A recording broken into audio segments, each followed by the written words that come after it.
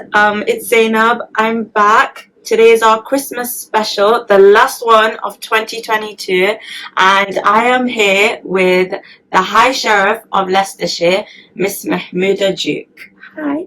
Hello Zainab, how are you? I'm good. How are you? Yes, I'm very well, thank you. Thank you for having me on your podcast. Of course. Have you enjoyed seeing our school so far? It's been amazing. I've really enjoyed walking around. I've had a wonderful guided tour, seen all the inspiring things that go on, and I've met some incredible students here. I'm excited for a conversation then. So for those who are watching and don't understand like your role in the community, can you explain to them what you do and how you started this role as the High Sheriff of Leicestershire?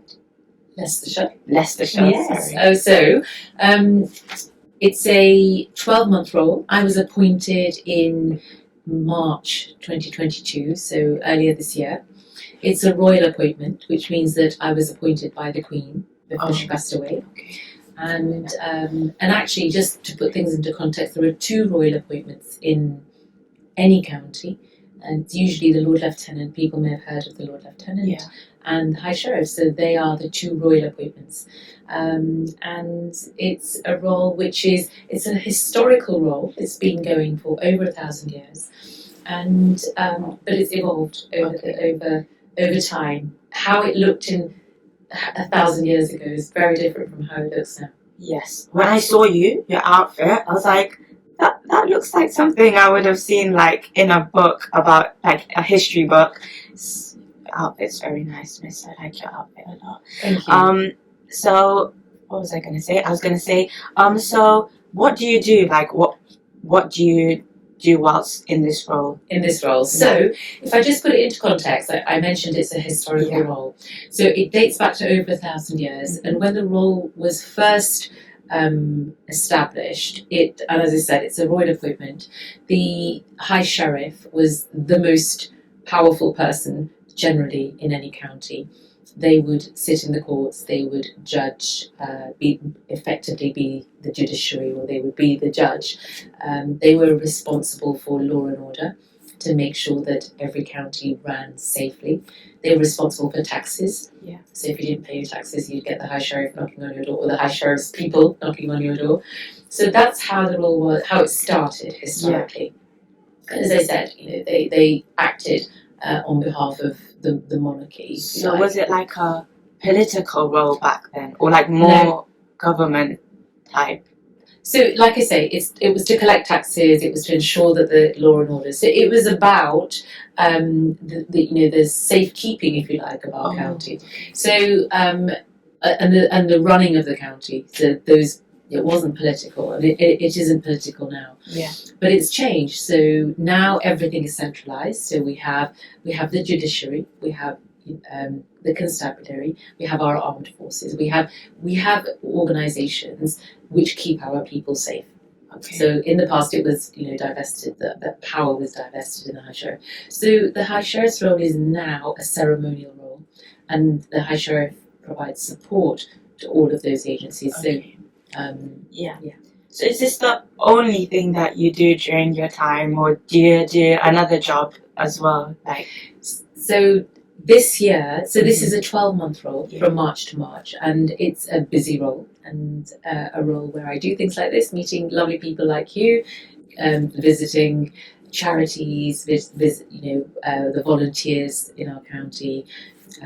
I've sat in court and sat with judges on trials. I've been to the coroner's court and sat with the magistrates. I've got a visit to the prison coming up. That's just an example. I've visited lots and lots of different charities, food banks. I was at Warning Zone yesterday. That's a charity that keeps children safe, and crime prevention and all those sorts of things. So it's a very busy role. Yeah. So for this year, I've taken a step back from my normal life, just so that I can give this role everything that I possibly could. So what did you do before this then? Like, what was your job? I know you have your own solicitor firm, Ms Duke's solicitor. So what was that about? How did that come about? So I'm a lawyer, as you just mentioned. I'm a lawyer, and I'm a medical negligence lawyer. So what does that mean? That means that I sue, or my company, not me, my company, or the company that I set up, let's put it that way, because I've actually taken a step back from my company for this year while I'm High Sheriff. So the company that I set up was to sue doctors and hospitals. And if I rephrase that, it's to hold doctors and the healthcare profession accountable for their actions when harm is caused. Oh, okay. So, but we're driven really by patient safety and trying to help make a safer NHS by really highlighting the things that go wrong. So, does Mehmooda Duke mean you have a partner, or is that just like your name altogether? So it's a really good question. So I set up Mehmooda Duke back in 2003, and I set it on my own. And the name always draws attention. So Musa is my maiden name, and Duke is or was my married name. So and it's hyphenated, so it's a double barrel Mehmooda Duke. Yeah. It was me, just me. Yeah. So I was just by myself when I set the company up. Okay. So it's run by one woman. She set up the business. That just inspires. It was run by one woman, yes. But I've got a team now. There's a team there of about 18 of us. That just inspires us, all girls, even people my age, that anything is possible, that even we can do that. Absolutely. So, I know you have a lot of different roles. You're the first Asian female to have held the position of chair in the history of English cricket. Tell me what is that about?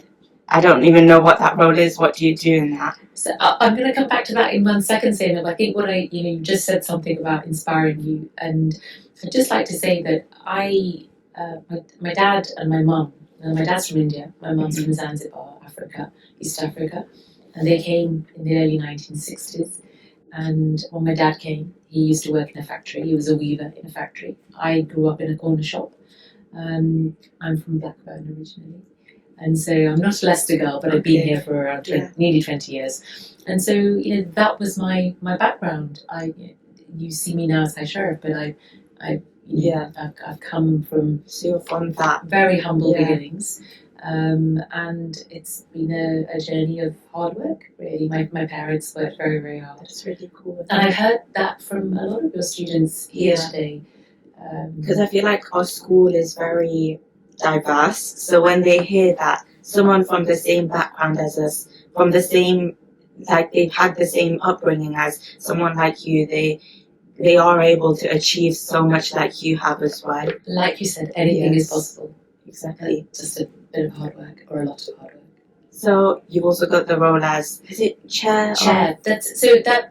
Not anymore. I stood down from that role. So I was involved with Leicestershire County Cricket Club for 5 years, and 3 of those years I was the chair or the chairman. And there are 18 counties in the whole of the country in English cricket, and I was the only woman, never mind Asian woman, I was the only woman ever to hold that position.